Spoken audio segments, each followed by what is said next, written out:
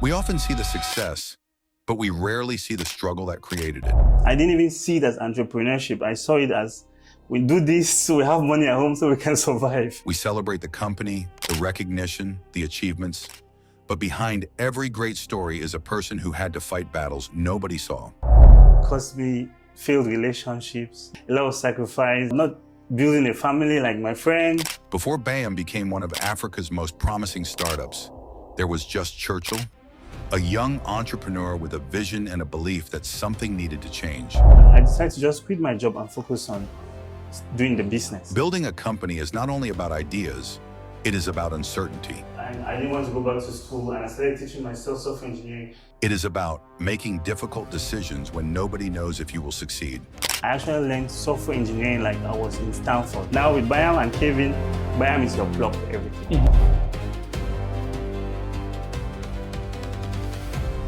It failed totally, but we had to rebuild. Today we go beyond the headlines. We uncover the fears, the failures, the lessons, and the moments that transformed Churchill into the leader he is today. Leaving Cameroon is going to kill me more than staying in Cameroon.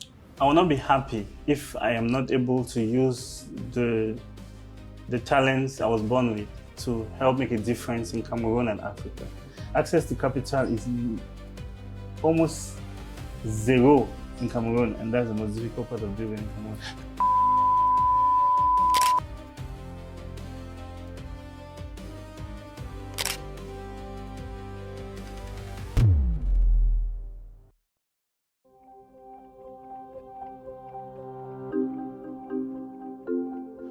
Buea has become the birthplace of some of Africa's boldest ideas. One of them is Buyam, a company built on a simple belief that technology can solve everyday problems and improve the way people live. Today, we are sitting down with its founder, Churchill Nanje. His journey has taken Buyam from a simple idea to one of Africa's most recognized emerging startups, earning a place among the top 100 of the Africa's Business Heroes competition. But success is only the chapter people see. What interests me most is everything that came before it. The moments of doubt, the sacrifices, the failures, the turning points, and the mindset that kept him moving forward when quitting would have been easier. This is not just a regular conversation. It is a discussion about building, believing, and becoming.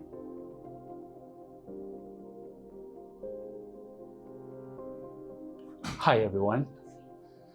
It has come to our notice that most of you usually watch our videos and actually forget to subscribe. Please do, if you're watching this right now, don't forget to subscribe. And we are back again with yet another edition of African Giants. And you already know we bring to you the amazing Africans who are doing ordinary things in extraordinary ways.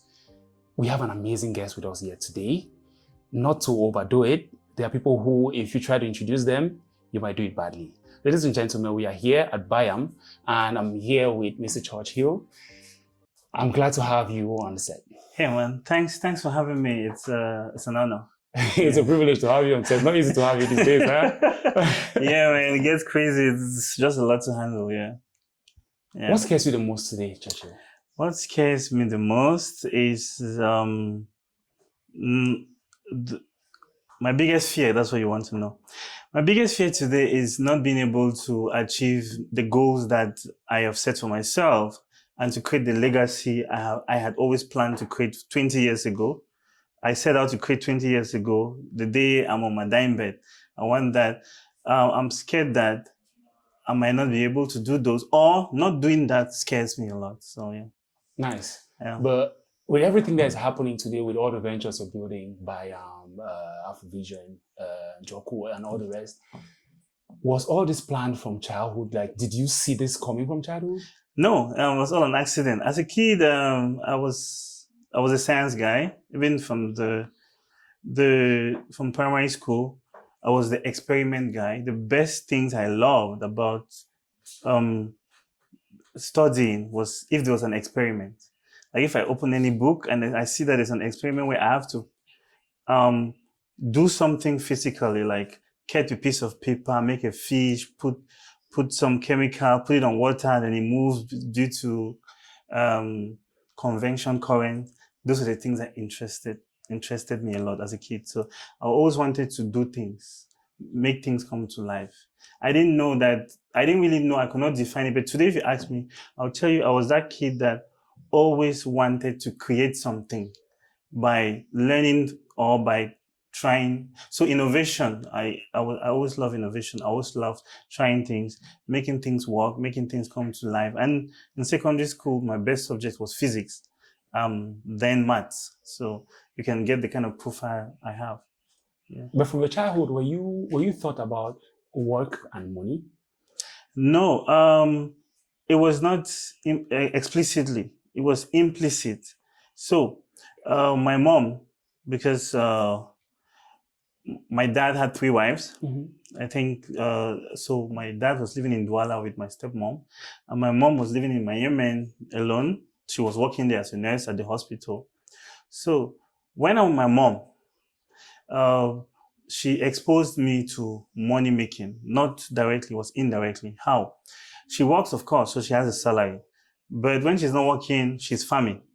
And what was she farming? She was not farming for us just to eat, but she was farming so that she can also produce things like gari or produce things like Accra banana. So it pushed me and my younger brothers to always get inclined towards selling. Because when mom would do the gari, we have to go and sell in the market. Or when she does Accra banana, I have to go and sell. Other times she'll just buy a banana and then I'll go to the road and sell. But I was selling that not for her. She'll tell me, you're selling so that you can keep money. And when you're going back to the dormitory, because I was in a boarding school, you have pocket money. So she pushed me towards producing something, going out and selling it and making money and keeping the money. So yeah, that's I didn't see it back then, right? I will tell you today that is what led me into business, because business is about sales. It's about when you have a product, you need to sell it, you need to talk to people. For an introvert, that really helped me a lot. I think this happened a lot when I was between the ages of 12 and 16. Yeah. And from what you just said, it means that part of your childhood still shapes the kind of decisions that you make as a man today. Is that right? Yes. I used to watch my mom a lot. She was not earning much. I think her salary was like 120,000 a month, but they'll have to get a lot of taxis and a lot of amenities, facilities. So the fact that she could manage that money, send me to a boarding school, send my brothers to school, and also effectively do other things like selling, making money to feed the house. It taught me a lot about money, about finance. But it was not implicit. It was not explicit. Sorry, it was implicit. It was like she did it because, let's just say she did it because she must do it or she needed to do it. And I watched and I just knew that was a norm. And then when I grew older, I realized those things really helped me in a lot of decisions I make. Yeah. Oh, that's amazing. I'm just curious. What are some of the things that people really think about Churchill that are wrong? That to you are wrong. Yeah. I will tell you what, most people know me from the media and social media, or from a work setting. So everything they know about me is not the real me. It's just the me that they can see in the media. Like, for instance, most people don't know I like music to the point where I can read sheet music and I play the piano. Most people don't know that. And whenever I tell people, they're like, really? Most people don't know that I like dancing. Like, I used to dance to the point where in secondary school, I used to represent the school in dancing, like dance competitions. I used to do evasion. And most people don't know I used to be into sports. But my height can reveal that. But so I used to be into volleyball, basketball in school and all of that. So yeah, what people see from a distance is usually not 100% who I am. Yeah, and it's by design. As an introvert, my life is I prefer my life being private, being quiet. But again, as an entrepreneur, there is no way I can achieve that. I must be out there in the wild and people will definitely get to see me. But the version they see is not usually the 100% who I am. Yeah. So It means you're living two lives, Churchill. No, I'm living one life. I just choose to show I just choose to limit what people can see. Yeah. Is it a good thing to you? It saves me stress, it saves me the headache. At least it's what makes me comfortable. It's what I'm comfortable with. I'll tell you what, from 2009 till 2011, a lot of media houses, international media houses, were coming to do stories on me. Mm-hmm. And I always refused. Till my doctor told me, it was my doctor, but she told me, you know what, think of the media as free ads for you on TV that you don't have to pay for. And when she gave me that rational thought, that's when I agreed to start appearing on media like this. Otherwise, I'll be like, no, I just want to build my solutions, sell them, make my money, and nobody should see me. I should be a black hole. Yeah. Amazing. You mentioned something incredible. You want to build your solutions. Now that now takes us into a very important aspect of this discussion. These solutions you've been building softwares, you've been building solutions for as long as I can remember. Yeah, since 2003 and professionally since 2006, yeah. What was the major drive for that? Was it the money? It was that kid, remember? It was all an accident. I never set out to be an entrepreneur. Even when my mom was doing entrepreneurial things, I didn't even see it as entrepreneurship. I saw it as, we do this so we have money at home so we can survive. Mm-hmm. Yeah. But so after A-levels, of course, everybody's coming to Buyam. I came to Buyam, but I knew that I didn't want to go to UB Mm-hmm. because most of my friends switched and they were doing accounting, doing the business side. But I want to be a scientist. I love sciences. So I decided that I'll spend 1 year in Moliko because my friends are here. And then I will figure out my life. Just take 1 year off, a sabbatical here. Mm-hmm. Figure out. Doing that here, I realized when they go to school, I was idle. So I will go to the cyber cafe. And within 2 months, I discovered programming. You see, I didn't go there that I want to learn programming. I discovered programming. And then I started doing programming. And within 9 months, I was already building software solutions. But this was just because it was out of curiosity. And then I realized, okay, as a scientist, if I want to stay a scientist, then my path will be computer science. So I dived deeper. And lucky for me, after the 9 months, when my friends were going to year 2 at the university, Trust Tech Institute of Technology here in Buyam, they saw me, they recruited me to start teaching. So I started earning a salary. It wasn't much, it was like 50,000 a month. And that money permitted me to focus now, teach during the day, have access to a computer at Trust Tech, have access to free internet, not to go to the cyber anymore, and keep learning programming. So it took me another 1 year to really master core software engineering. I taught myself all of it from, I didn't just teach myself, say, how to build a web application, no. I didn't just learn how to build a mobile app. I actually learned software engineering like I was in Stanford. I took my time to learn everything. So nowadays, when we talk software engineering, I'm talking from the foundational level up to whatever it's happening today in the world. I understand from the core concepts. So I'm not just a web developer. I'm not just a mobile developer. I can build any kind of software because I got to master this, but I took my time to teach myself all of that. Yeah. So, but it was all an accident. And as I was getting more into software engineering, again, people saw what I was doing. Then they came to me and said, can you build me a website? I didn't go to people, so it was inbound. And then people would just say, okay. I didn't know how much. I just said, pay me 5,000, I build a website. And someone give me 5K, I build my website. The next day, I hosted on a free server, and the word spread, and many people came to me for websites. And by the time I was teaching in Trust Tech the second year, I had so many clients that I decided to just quit my job and focus on doing the business. You see, it wasn't planned. I didn't plan to start a software company. The market pushed me towards that direction. And also, in doing the software engineering, my family knew that I promised them I needed 1 year not to go to school, then figure out. And I told them after the 1 year, I would tell you guys what I want to study. After that 1 year, I got a job and I didn't want to go back to school, and I started teaching myself software engineering. So they were concerned, like every other family will be. My mom was like, this is not what you said. You have to go back to school. And I was like, no, I don't want to go back to school. And in that hustle, I needed to find a way to show her that what I'm doing is not just me being stubborn, but it's something that is lucrative. So I had to also figure out how to start making money, because once I started making money from this, then my mom was like, okay, at least you're making money, so keep doing it. Yeah. Oh, incredible story. You're self-taught, you were teaching at the same time, family was not okay with you leaving school to go teach and work, build your own stuff. All this, I think, was the foundation of who you are today. Yeah, 2003 to 2006. 2003 to 2006, Yes. 3 years. Yes, then the first business, 2006 to 2010, that's when the first business was just building websites and softwares for clients in Cameroon and Europe and US. Yeah. Amazing. You've built a couple of ventures up to today. Most people know only Buyam.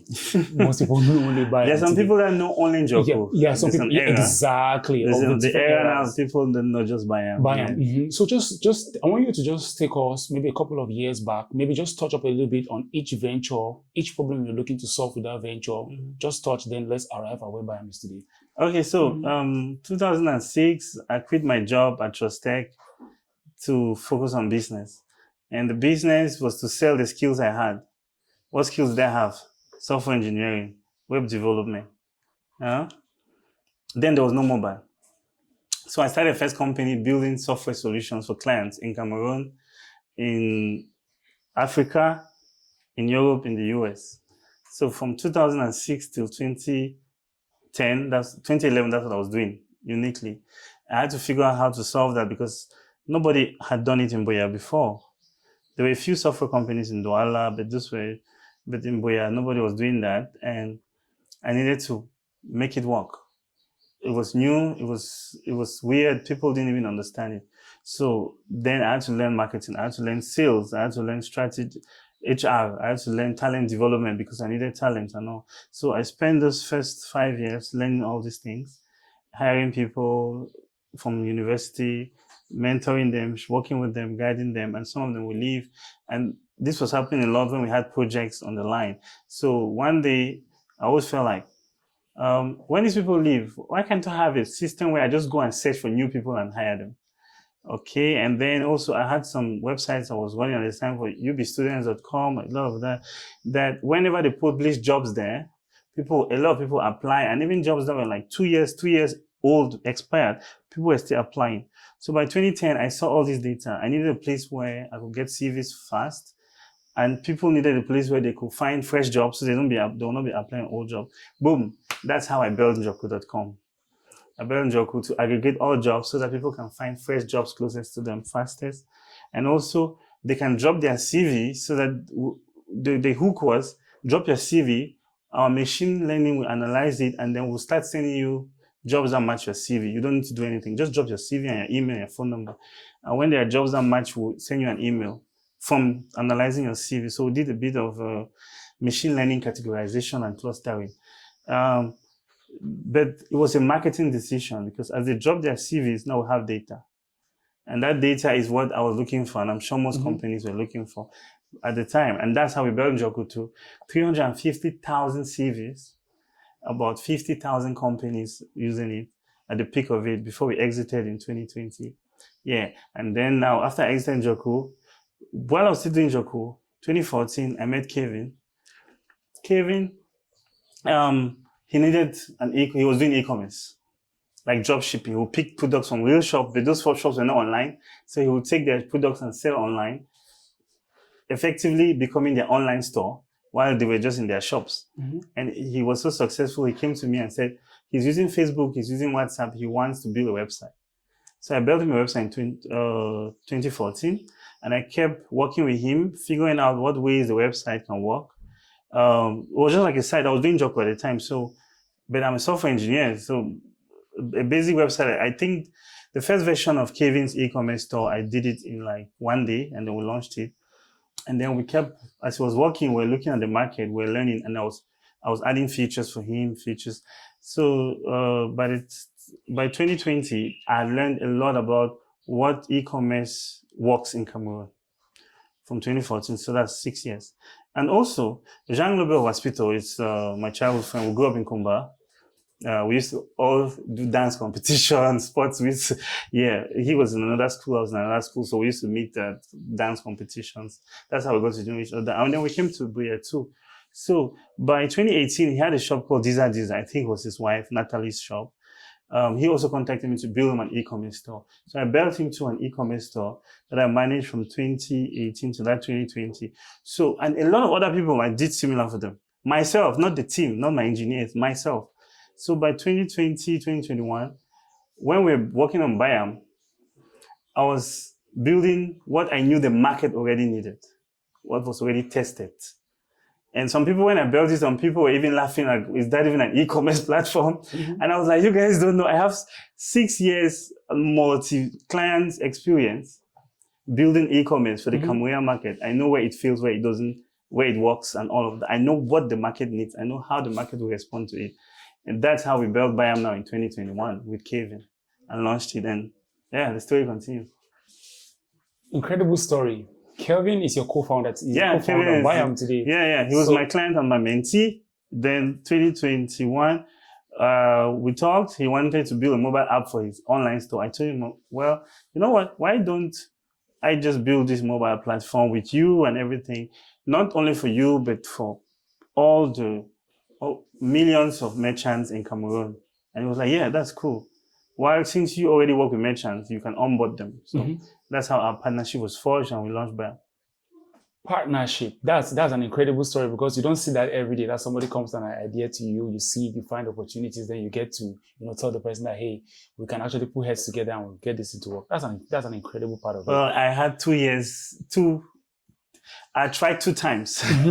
So that was the third. So let's just say by the time I was meeting Kevin, but 2020, I already had like 14 years business experience. So it was easy for me to know exactly how these things work and how they don't work.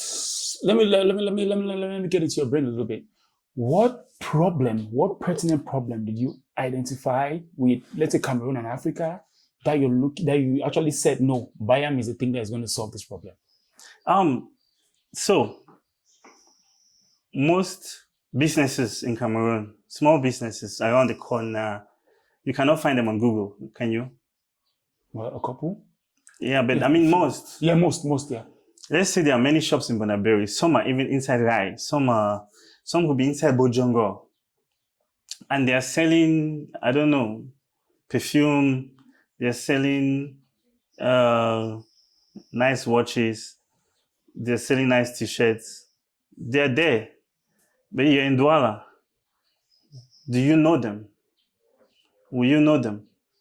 If you're not their friend on WhatsApp, will you know them? Great. What's Buyam trying to do? Buyam is trying to get all of them now online so they're visible to you. So they are there, they are present, but they are not visible in the digital space. So we want that every shop in Cameroon should be available on the digital space where you can find them on Google. You can find them through AI engines. So you can say, if I'm looking for the best watches in Bonaberi, and we'll show you these are the top 200 merchants in Bonaberi selling watches. Take your pick. This one has these reviews. This one has that review. Then it helps you now to easily choose who to buy from. Contact them directly, bargain and buy. But in essence, we notice the problem. Most merchants in Cameroon, even till today, they don't have online presence. They are not doing e-commerce. So we want to solve that for them. And one of the reasons most of them don't do e-commerce is they don't know how to. The next reason, which is critical, they don't have the money to run a proper store. The basic cost to run a store is 50,000 francs a year. If you get cheap hosting, maybe 30,000 francs a year. But if you're paying every year, and that's just to host your website, maybe on WordPress, and then you have to do search engine optimization. I mean, the youngest person that can give you SEO can say, pay me 50,000 francs a month. Let me be doing SEO for you. The next thing is you have to run ads. Someone will be like, okay, give me 5K. Let me run ads for this week for you. And all of that compounds, And some of them just say, no, it's too much. It's too much headache. Every have to be paying. And I don't know how this works. So some of them will even go as far as building the website this year. The next year, they will not pay. The website disappears. So I noticed this problem because I work with many of them. So with Buyam, we want them to be able to affordably own online stores and sell online. And then since it's digital, give them now different tools that come with the digital world, like advertising, pay per click, or boosting, so that they can easily just select their product, boost on Buyam, on Facebook, on TikTok, on Instagram, and they pay with Momo, so that it's not too complicated for them. You don't have to look for a credit card. You don't have to start looking for how do you set up Facebook commerce. You just use Buyam, and Buyam does the heavy lifting for you. Or you have a lot of customers. They're checking your products all the time. But if I ask you 5 months ago, who were your top 5 customers that bought from you? Most of them will not know. Customer relationship management, loyalty programs. So we build tools to give them digital tools that help them manage their customers. And then, of course, we plug into logistics, delivery, payments, and then put it all together with AI. So Buyam is actually building like a commerce OS for the small and medium-sized merchants and any merchant in Cameroon for now, with an ambition to scale this across Francophone Africa, and of course to scale this across Africa, because there are over 100 million small businesses, informal traders that are not visible digitally, and we want to solve that for them. And all we do is charge them a basic fee of 1,000 francs a month, and this is something they can afford. And then for more services, they pay as they go, pay as you go. But most times, 1,000 francs a month or 10,000 francs a year, they are covered. Their digital presence is there. They can be found on Google. They can get more customers and even track the customers, manage these customers, re-engage the customers, sell more, grow. And of course, it's interesting because by the time all this data is put together, then we can start doing things like insurance, loans, sourcing, prospecting. It's endless. Compliance, taxation. So 1 million merchants in Cameroon on Buyam, paying us monthly, doing their taxation through Buyam, getting insurance to protect their shops and products, taking loans from different platforms vetted by Buyam, and growing their business and managing their customers. I mean, that's Buyam for you. Oh, wow. Did you face any personal moment where maybe you faced issue with getting items that you said, okay, when I create Buyam, I'm going to solve that problem for myself? Like personally? Or you just created Buyam from a general perspective, like Africa needs this?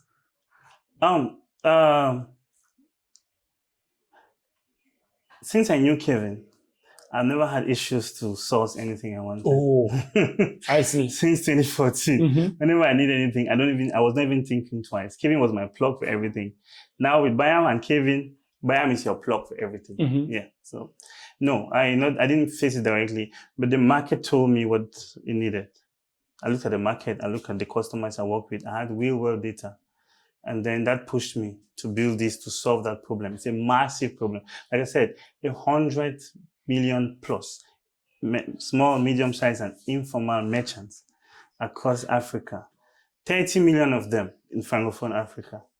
And all of them need digital. They need to be present online. They need to sell through digital channels. They need to manage their customers. They need to get loans. They need to buy insurance. It's endless. I don't even know what they need in 5 years' time. Yeah. Was there a point where you thought about quitting building Buyam? Well, not Buyam per se. Buyam is the third venture. So the difficult things in starting a business, I didn't face them with Buyam. Because Buyam, I was starting Buyam when I was already comfortable. I was already making money. I was not that poor kid in Moliko in his room in the cyber cafe trying to figure out how business works. Yeah, but the first 5 years, 2006 to 2010, 2011, there's so many times I thought of quitting being a businessman and just going to get a job. Because it will get so hard. There'll be months where the month just ended. I have 0 francs CFE in the bank, and I have to pay employees. And some payroll then could be like 200,000, but I could not even have it. Yeah, it's very difficult. Or sometimes you have projects, but you don't have the engineers to do the projects. And it's so to make it simple. Yes, there have been times when I thought of quitting, and the problems were centered around human capital, and financial capital. So getting the right human capital is hard. Getting access to financial capital is also very hard. And when you put those two things together in Cameroon, and then the erratic electricity that keeps going on and off, and we're in digital, and those first few years we're working with desktops. When they cut power, everything goes off, and then you have to wait, and then the internet was very shaky. All of that would just make you feel like, you know what, I'm just wasting my time here, you know. If I was maybe working for some telco or some other company, maybe even with 500K a month, I will not be, when the month ends, I'm receiving, I'm not struggling to pay people. So yeah, it's an interesting journey. But yes, I will tell you what, I've failed in business. My 20 years of business, I've gone to failure where it's total failure, where you say the business is failed, let's close it. I think I've failed like that like 5 times in my business journey, where everything has failed. One of them will be 2016, 17, Anglophone crisis, internet shutdown. Abruptly, you don't even know what's happening. Most of your engineers, they're like, you know what, I'm done. They quit, they go to Silicon Valley, they go to Rwanda, they all leave. Yeah, and then you're like, it's just me and Ayuk. Nobody knows Ayuk, but it was just me and Ayuk. We call him the chief. Ayuk Eta? No. Okay. Ayuk works for me. Ayuk is like, okay. I don't know what Ayuk is for me. Ayuk is like my accountant, my operations guy, my business guy, my partner. In every venture I do, Ayuk is the backbone. So, yeah, Ayuk, his background is in accounting, but he does everything. If we're regular with taxes, Ayuk. If the office is running smooth, it's Ayuk. If water is flowing in the office, it's Ayuk. Oh, wow. if payroll is done right, it's Ayuk. If it's working, it's Ayuk. It's not me. I am just the face. So it was just me and Ayuk that stayed, and we had to drive to Douala to the toll gate to work and come back. So it was done. I was supposed to pack my bag and say, okay, you know what? I'm going to Silicon Valley. What am I doing here? And But of course, my drive to create a legacy in Africa will not let me. I always tell people that I will not be happy if I am not able to use the talents I was born with to help make a difference in Cameroon and Africa. So leaving Cameroon is going to kill me more than staying in Cameroon. So yeah. But yeah, that's one of the times when it failed totally, but we had to rebuild. But this is just one. There have been many. Yeah. Where we feel everything is done. No. It's over. Oh, yeah, you lose the biggest customers, you lose everything, you rebuild it. But you made mention that your love for Africa kept you going. Is that your greatest motivation in those downtimes? Was that your greatest motivation? Yes. I would say that as a kid, I'm one of those people that I want to create things. I want to have ideas. It can be an experiment. Have it from your mind, get the requirements. It's like classic high school science experiment. You have an idea for a test you want to run, you get the requirements, because the first thing is requirement specifications. Then you get your methodology, and then you run the experiment, you get the results, and you write your report. That's who I am. So I think that is what really drives me in a way, in the sense that I feel like the best experiments I can run as a person are in Cameroon and in Africa. If I go to the US, I won't have the chance to run these experiments. I will just maybe work for a Facebook, a Google, or another startup, and I will just be maybe an employee, earn some good money, and that's it. If I do that for 20 years, how would I? Yes, I'll have money. Yes, maybe I'll come back and build cities like everybody's doing, or I might invest. But when I'm 60 years old and I look back, will that make me happy? And the answer was always no. So I decided to stay. But if I stay and I build these things and I change the lives of thousands or millions of Africans, maybe through Afrovision, maybe through Njoko, maybe through Buyam. A million merchants on Buyam getting loans changes the lives of millions of Africans, And that now, when I'm 60, 70, I look back, I'll be like, Church, you know what? See those small businesses. They're getting loans now thanks to you. And that will make me happy. What did building Buyam cost you personally that people don't know about? Building Buyam cost me personally. Just money. Yeah. When we started Buyam, we had to put in a lot of our own time, our own money to build it. And over time, yes, we've got to raise capital, but yeah. I'd had practice before Buyam. You can't really ask me much about Buyam. But building Afrovision, building Njoku, those ones, they cost me a lot. They cost me failed relationships. It cost me a lot of sacrifice. Not building a family like my friends, not going to the club, drinking, dancing, having fun, living the 20s and the early 30s life. I didn't live that life. I've never been able to live that life because I've been trying to build this thing. And now that I can do it, since I didn't do it in my 20s and early 30s, I can't do it now because my habits are already formed. So yeah, socially, that's how it costed me. A life of results, but socially very empty. Something like that. Yeah. Wow. I mean, that story, it's I cannot imagine what you're going through at that point in time. So moving on, Buyam is the fastest growing thing right now in Cameroon, I must say. Well, I don't know. What in the street? What in the street? What in the street? Okay. I mean, it is well, the we have to at least the Yep. Buyam team, some of the people For sure. building that here, I so mean, they can hear it for themselves. Everyone is so proud of what you are building, especially coming from Cameroon. Okay. Especially coming from Cameroon. Cool. It's not an easy venture. Yeah. So and to make e-commerce work in Cameroon is hard. To make e-commerce work in Cameroon is very hard. It's like you took out my next question from my mouth, actually. I was getting there, actually. Telling you going to one mama, telling her that, okay, these are products that you're selling right now. Do you know you can be able to take pictures of this and post on there and you sell?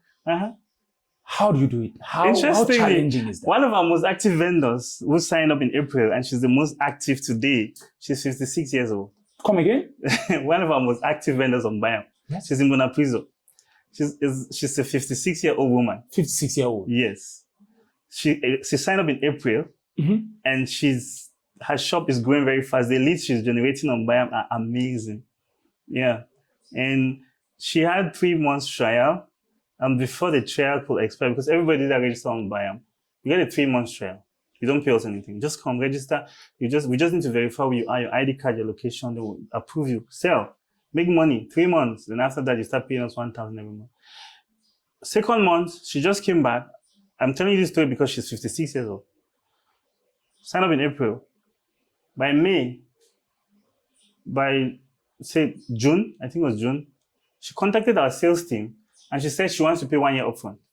And they were like, Mama, your subscription hasn't expired. She said, no, please, I want to pay. She paid and she extended. Her subscription expires in June 2027, But she's 56 years old. So that's to show you that I am surprised because I know that age range, they don't adopt technology. It's far from them. But we built Buyam in a way that if you can use WhatsApp, you can use Buyam. WhatsApp was our benchmark.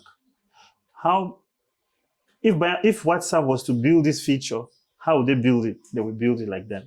And we take into consideration the local market. So yeah, the fact that Buyam helps these shops get new customers from the internet, if you're the one, anybody, they are happy. That's all. And as long as they register, they upload their products, they get customers, boom, everybody adopts it. And the next person comes. I heard that. I heard that. So we get a lot of organic and a lot of strategies put in place to go. So I think, but if you want to understand the details behind what we are doing, we have a growth team headed by Max, and that team is in charge of making this work. But we're not doing anything we invented. MTN Orange in Cameroon, they have created a playbook. You just have to be vigilant and see it. How did they get people on Momo? They have kiosks, they have people on the streets, they have small umbrellas around where you go and they create a Momo account and you sign, right? They didn't say go to the service center. So proximity. And everybody that signed up on Momo usually got assisted. So what do we do on Buyam? Every vendor that signed up on Buyam, we assist them. We put a lot of effort to assist you. We know a tech company, the ideal situation is install the app yourself, register your shop yourself, we verify, approve you, we continue uploading. But no, we understand the realities on the ground. I mean, back in the days, from 2008 till about 2015, when Facebook was rising in Cameroon, a lot of people used to come to me and say, please create me a Facebook account. But Facebook was everywhere.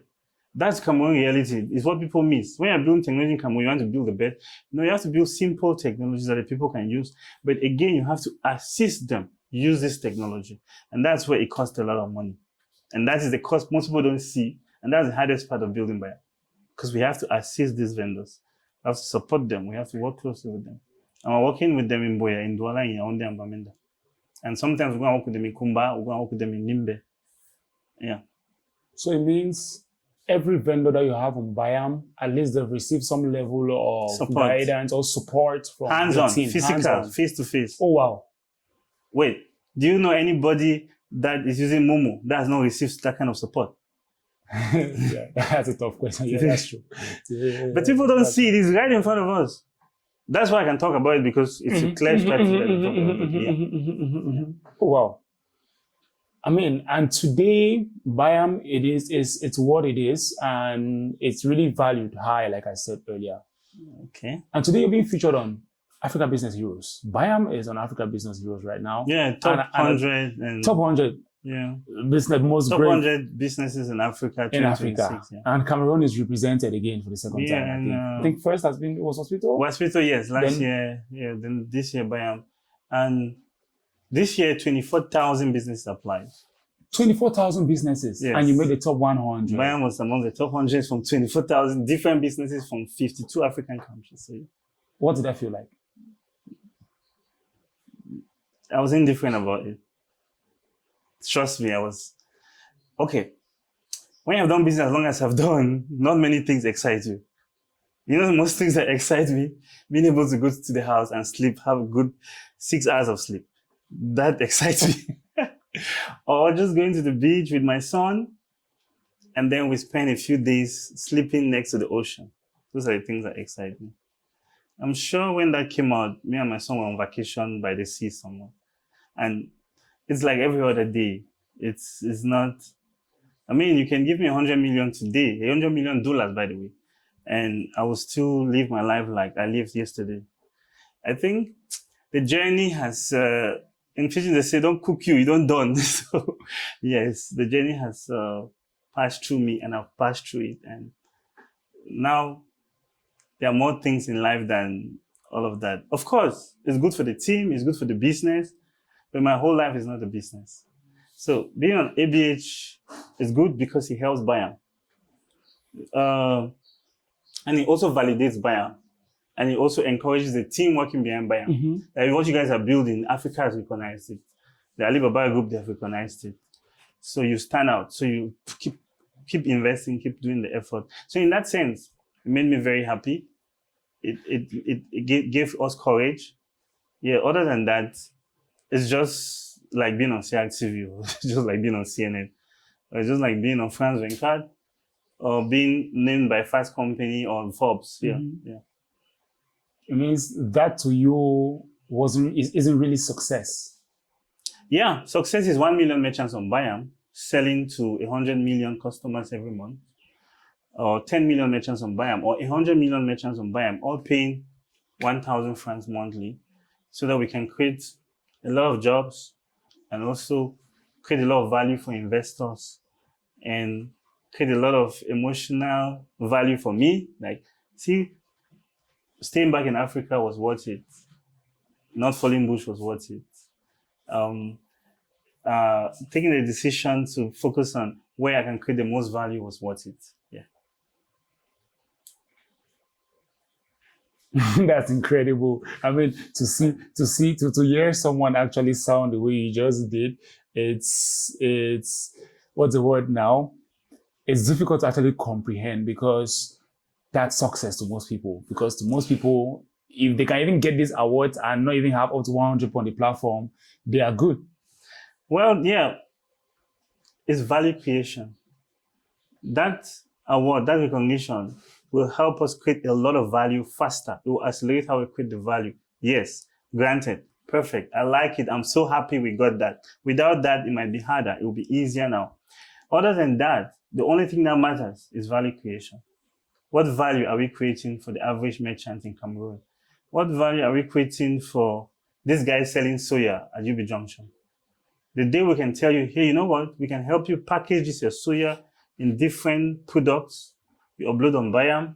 When somebody goes on ChatGPT and say, hey, I'm looking for soya and boya, and you pop up and they click, talk to you on WhatsApp, or however, chat with you directly, call you directly, pay for soya for 5K, and then you just accept the payment, order delivery from your phone while you're still at UB Junction, and the bike comes, picks up the package, goes to federal quarters and delivers for you. That is when I'll be like, Buyam is a success. So the value we create for the merchants, the value we create for the users is more important than the tools that will help us create that value. ABH is a strong tool that will help us create that value, but it's not the success in itself. Yeah. So which in essence, what you're saying is Buyam being on ABH today was just based off of you are providing credible value for Africans. Yes, that's the all. Value we're creating that got us on ABH. Okay, It's a nothing else added to it. The validation of that value. Knowing the right people, having the right networks. My friend Jean Loubet was there last year, right? Of course, you should know that now it was easy for me. Mm-hmm. Yeah. And him and his co-founder, they actually encouraged me to apply. I was not even ready to apply. I was dragging my feet. And they told me, no, bro, you should apply for this stuff. I was like, cool. If you guys insist, then okay. If you guys say so, okay. And I applied. And then Jean himself personally wrote the recommendation letter. Yes. The power of knowing the right people in the right exactly, places. yeah, having the right network. How important is that to you? It's very important for everybody, not just to me. If you want to be a success at anything you do, you need to know the right people and be in the right rooms. If you don't know the right people, you can have the best product, solution, the best skills, be the most qualified, but you will do nothing with all that.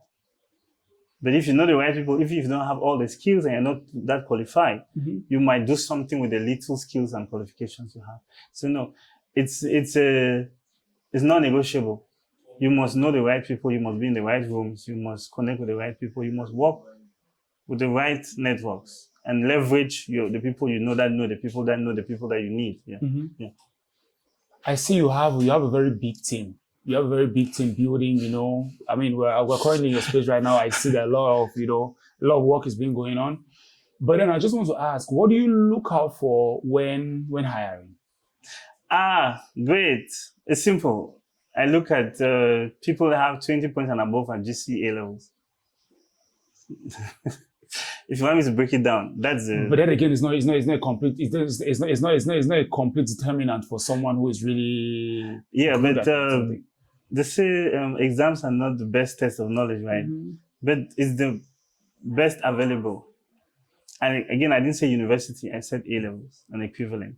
It helps me to know the person's aptitude, the person's work rate, the person's devotion, and it has worked for me so far. So most of the guys, that's how I test. And I personally interview everybody. So yeah, I meet them, I talk with them, I know. Again, this helps you to get to open the door and meet me. But when I talk to you, I look at a lot of other things, and it doesn't still end there. You still have to go through like a paid internship for like 6 months, where you still have to prove yourself, so that in case it was a fluke result you had like in the A levels and during the interview, maybe you lied to me. Those 6 months will not lie. Mm-hmm. The results will be there. Yeah. So I have a whole process. But it took me 20 years to build such a process. So, yeah. So right now you have two candidates in front of you. One is skilled. They have the grit. They have the determination that they need, but they didn't go to school. You have the other one who went to school, but they don't have the determination. They don't have the push. Mm-hmm. Which are you hiring? The thing is, it will be difficult to hire someone that didn't go to school. This is a talent business. So, and good thing most Cameroonians go to school, at least to A level. Now you understand why I'm asking for A level, not to. So I didn't say you must go to university. No, say your A levels. if you, after A level, you didn't go to school after A level, I will look at your A level, I will know if you have the aptitude, the right mindset, and I'll talk to you and I'll hire you. So if you mean go to school like doesn't have A level, and then the other has A level, I'll work with the person that has A level because they give me the base for my model. I have a mental model that I use to identify talent. They will give me the base data I need to be able to fit into my model and come up with if I should hire you or not. Yeah. But if both have like A levels, one going to university, the other not go to university, I won't care. I will just look at the A level base and then I talk to them and then make a decision on who I want to work with. Again, working with a lot of people comes a lot of challenges, comes a lot of decisions that you have to make. There are times where you have to make hard decisions. You know, you keep emotions aside and you make the hard decisions because the business must grow, right? Yeah. What's the hardest decision Churchill has ever had to make in building? It's 20 years, bro. Most decisions have been hard. What's the hardest? Okay, one time in 2012, I had this top software engineer, and I had to let him go because he had to go to school and he was working on the biggest project I had at the time. So that was very difficult for me to accept. Yeah. So him going or staying was up to you to decide? No, it wasn't up to me, but it was still a decision. I had to accept it, make amends around it. Yeah. That is decision. I don't look at, funny enough, my mental frame doesn't look at things hard. I don't look at black and white. Hard, easy, good, bad. There's always the gray area with me. So every decision has a silver lining. So, okay. This is a philosophy or something I hold strong. Everything happens for a reason. There is always a way forward. So when I adopt that stance, no decision is really hard. It's just like, this happens for a reason. Let me find a reason. And then after I found the reason, there's a way forward. Let me find that way forward. And I find a way forward and I keep going. Incredible. Building, especially in Africa, Cameroon, can get very, very difficult and get very It is lonely. difficult. It's not can get. It is difficult. Even in the US, building is difficult. Then in Cameroon is like double difficult. Yeah. And it can get so lonely. It can get really lonely. I told you that as a young person, the sacrifices I made, I've not been social. I don't have that much of a social life like most people do have. Because I was focused on building. So yeah. So you can say get lonely. You carry that up right up to now until it's now it's my habit, so you don't know how to get out of it. Oh, okay. So you can't even be defining if it's loneliness or if it's just being yourself. It's not loneliness. It's just life. I'm just living. Yeah. Being a CEO too is hard. What's the hardest feedback you've ever received when building? Tell us about it. I see, again, black and white. Hardest, easiest, softest. There are feedbacks that you get and you can't sleep at night. All feedback to me is good feedback. All. But how do you get in such mental frame of mind? I think with that statement you are like 1 in 1,000 people. All feedback. If you come and tell me Buyam is shitty today, I'll be like, thank you, please tell me more. In good faith? Yes. I'll be happy. People that tell me the worst things, if you're making sense, I want to listen to you more. If you're not making sense, I will ask you questions and I realize you're just being emotional, and I realize I can't have a conversation with you, then I'll just cut you off. But I won't be angry with you. I have to listen, learn, and be better, because Elon Musk says that the current system, there is no system that's perfect. Every system is broken. You need to constantly fix it. So if you're thinking you're the best, or you're putting your head that the system you have built is the best, then you're not being good to yourself, because you're assuming that what I've done today is the best I can ever do. No. So I like feedback, especially the negative one, because it helps shape me into building the best I can build tomorrow. Yes, something like that. What frustrates you more about our ecosystem? Yep, that now I can answer. Were you waiting for that? No, I've realized that most of the questions you asked, I had some philosophical psychology. I've been studying psychology since 2018. Okay. So some psychology to mindfulness to handle it. Because we did it. I feel like that's a bit. But this one, there's no mindfulness and no psychology. Yes. Okay. Building in Cameroon is very difficult because it's hard for us to have access to financial capital. That's the biggest problem. So you hear the Nigerians are raising $1 million for seed round or pre-seed. Someone raised $10 million after 9 months of raising $1 million. And now we just raised $50 million.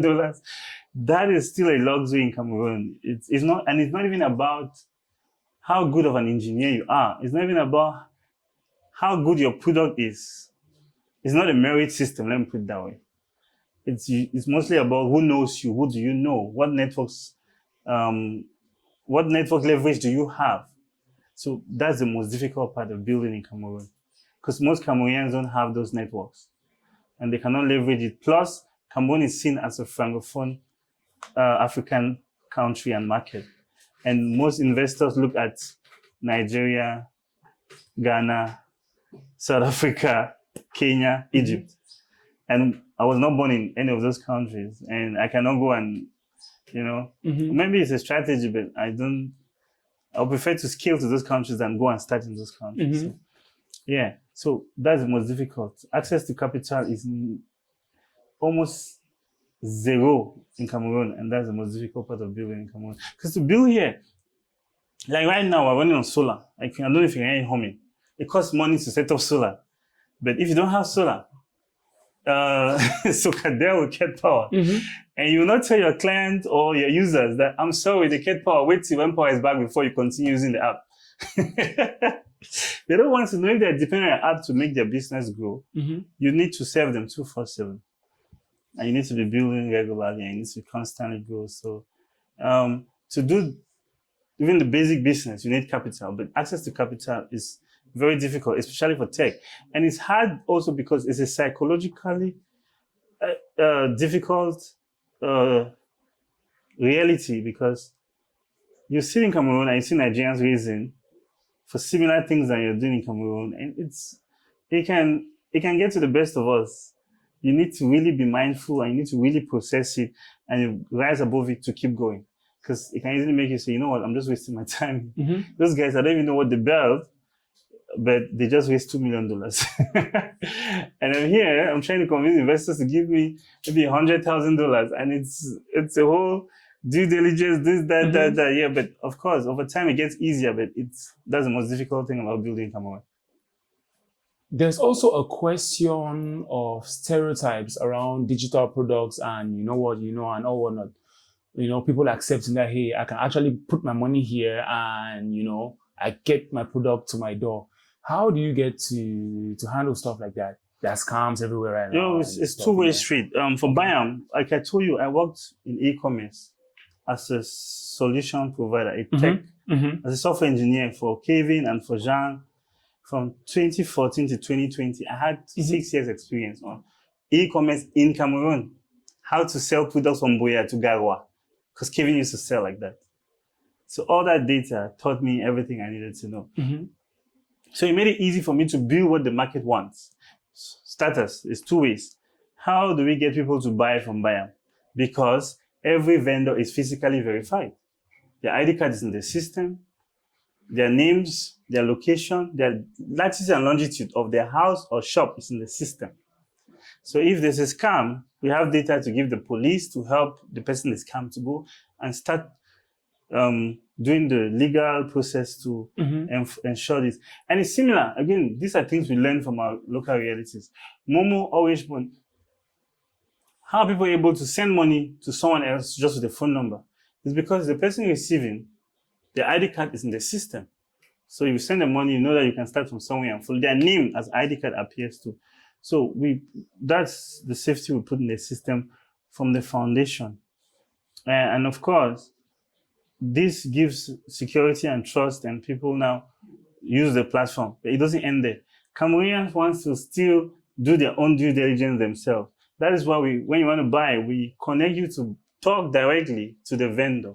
And you talk to the vendor on WhatsApp. People used to laugh at us, like, why are you sending them on WhatsApp? But it was part of the security building trust. When the buyer now talks to that vendor on WhatsApp, they know Buyam has verified them, no problem. Someone will still do video call, show me the product. They'll call video, they'll make all of that before they place the order. And then they can still say payment on delivery, or they can say, we'll pay part, you send it, and they'll pay the rest when we receive.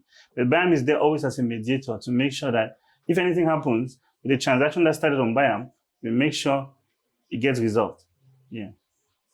You've been in this space for a very long time now. Kindly tell us, what opportunities do you think Africans are overlooking? Yeah, Africans were overlooking everything. we're looking for the shiny Silicon Valley things. Now everybody's talking AI, right? Yeah. So everybody wants to know, I build this AI. We like the buzz, like this. We like the media attention. When I do something, everybody talks about me. We like that. But we are overlooking the basics. The basics, like I said, the success of Buyam is not software engineering. Is that we go door to door, onboard these vendors on the platform. Now we have 13,000 of them, 13,600 of them. That is this nitty gritty. This is where real tech happens in Africa, but we all ignore. We all ignore because we want the shiny stuff. The shiny stuff can work in the cities, the top 10%. But there's a 90% that tech in Cameroon, most builders don't look at. I don't know if that makes sense. It doesn't. Okay. If I was to build e-commerce, I will build like Amazon. Yep. You put the products, you add to cart, you pay with Momo, and you get delivered. That solution I just described can be used by the top maybe 5% who are in Douala and Yaoundé. It will work for them. But that top 5% is a very small market. Now, but that solution will not be used by some young guy in Munya that is maybe a welder. He will not use that solution. Yeah? Or that market woman in Moyuka selling garage, she will not use that solution. So we always focus on the things that if we import from the West will work. But we have a small market of 10% of us that can use those tools. And there's a 90% of us that we don't even look at, that will not fit into that profile. There's a 10% of Cameroonians that will not want to go on the platform and bargain before they buy. They just want to buy. But there's a 90% that they will not buy anything without bargaining before buying. You understand? So most software development or products in Cameroon, they focus on that 10%, but they forget that the 90% is the real market. So 11 million Cameroonians use the internet. 10% of them is like 1 point something million. And to get this 10% of them, you have to deal with French and English. So you're not even sure to get all of them. Now, if you focus on the other 90%, you're getting like 9 million people that you can reach. And all of a sudden, you have a mass market product. Yeah. Oh, wow. Africans are building a lot of global products. We see them popping up every day. But again, we feel like it's too slow. We could do better. What do you think Africans need to do more to be able to produce more global companies? Well, it's beyond the builders. I will tell you what, if you look at the US, you look at China, who are dominating globally, it's not just the entrepreneurs that make it happen. Even you look at South Korea or Japan, it starts with government policies. So whatever we're doing, if we want to build a wave of global champions or Africa-wide champions, it has to start from government policies. And the government needs to intervene and come up with ways to facilitate digital businesses to scale, facilitate how they have access to capital, facilitate and make it easy for them to recruit the best people. So they have to invest in venture capital programs, they have to invest in better educational systems, they have to invest in better judicial systems, global branding and marketing of the country. And all of that will now just create favorable environment for tech companies to flourish and scale out of Cameroon. But it starts with the only person that has such kind of patient capital that might even come for free is the government. Investors will not come to build these things from the ground up. Or the other people is the Cameroonians themselves who sit and say, you know what, I'm going to invest my money, take 10 years and build this thing and then change the direct. But this will be spotted like a certain Buyam, a certain Waspito, a certain Mavians. But if you want a wave, and this is what Silicon Valley is, where you have star companies like 50, and then after that you have like 15,000 other companies under that nobody's even seen doing different things. China, it's an example. Go to Shenzhen, you might meet there like, 1,000 different tech companies doing different things. One just producing maybe a battery component for BYD and employing 50 people, things like that. But for that to happen here, we need government policies that have a plan and say in 10 years' time, Buyam will create the top companies in tech across Africa. And then they work on a plan and they execute. It comes with work, but it starts with policy. Churchill, before we get to the end, imagine it's 30 years from today, or let's say it's 50 years from today. What would you want your grandchildren to read about you?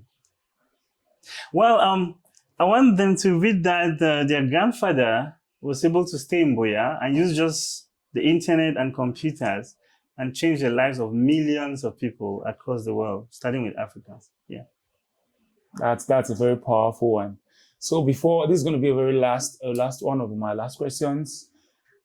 Be sincere with this one. What's the lie they told you about success? The lie they told me about success. You ask me questions that has to do with psychology, and then I don't want to be giving psychology answer. It goes to the deep end. Okay. So when I was younger, I knew that success means driving a big car, having a big house, right? Having money. Yeah, but as I grew older, I realized that is not even success. Sometimes that is even a prison. That becomes a trap, something that even limits you to limit your potential, limits what you're able to do. You become a slave to those things, you understand? Which is interesting how when you don't focus on those things, then those things come and you don't even see them and everybody else is seeing them around you. I'll give you an example. Elon Musk. It's weird that he today doesn't own any expensive car. But he has a car manufacturing company. See what he owns. He owns a car manufacturing company. And you can pick any car from his factory and drive any day. But he doesn't own the Lamborghinis, the Ferraris. What he owns, the car he drives doesn't even matter, right? And he's sending internet, satellites, reusable rockets. He's worth almost $1 trillion. But you still see him in a t-shirt, you not see him flaunting a watch. He doesn't even own a house. So how can they tell us success is the car you drive and the house you own? When Elon Musk doesn't own a house, but he's the richest man on earth. So, yeah, it's one of those things is, pick your poison, bread or butter, chocolate or butter, I don't know, whatever works for you, right? Yeah, but at the end of this, success is not about the car you drive, the house you own, or the amount of money you have to oppress other people at the club, To me, success is how many lives have I helped impact or helped to be better with the little things I do. If I can help 100 million lives, that's success to me. The rest is just tools that help me towards that goal. Amazing. Okay, Churchill, there's a young African who is watching this right now. They are thinking of an idea they want to build, but they have a lot of doubt around that idea. I want you to look into that camera right now and you talk to that African. Which one camera?